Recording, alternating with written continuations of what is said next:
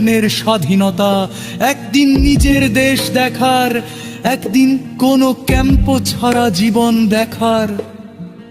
বন্ধুরা হাসতো আরাফাত, তোরে দুনিয়া দেখুন লাগবো।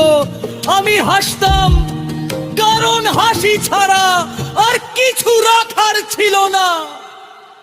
শৈশব থেকে যৌবন, ছোট্ট ঘরে বড় স্বপ্ন।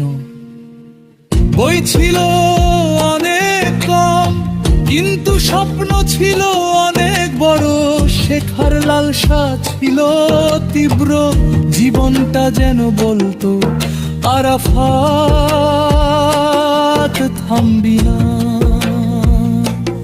এই সেশন ক্যাম্পের স্কুল, রাস্তায় এনজিও কর্মীদের পাবচার না, সব মিলিয়ে আমাকে তৈরি করেছে একটা নতুন স্বপ্নবাজ যুবকে।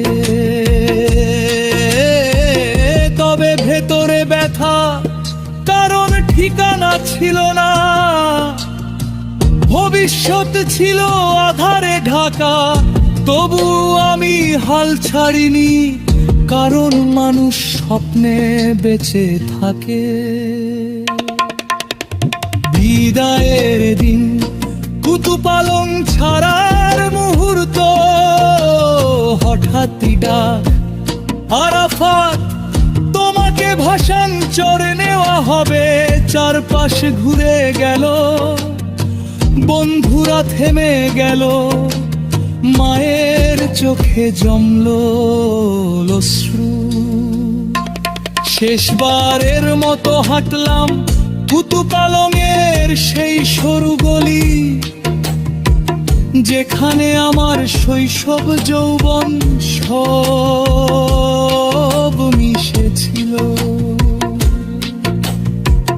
নৌকা ছাড়ার মুহূর্তে হৃদয় দুলে উঠল, মনে হচ্ছিল একটা জীবন শেষ হলো, আরেকটি শুরু হচ্ছে। ভাষান্তরের দিন, নতুন জীবন, নতুন সংগ্রাম। ভাষান্তরে প্রথম রাত, জলরাশির ওপরে বাতাস বয়ে যায়, সামনে নিরাপত্তা, চারপাশে অচেনা মানুষের মুখ।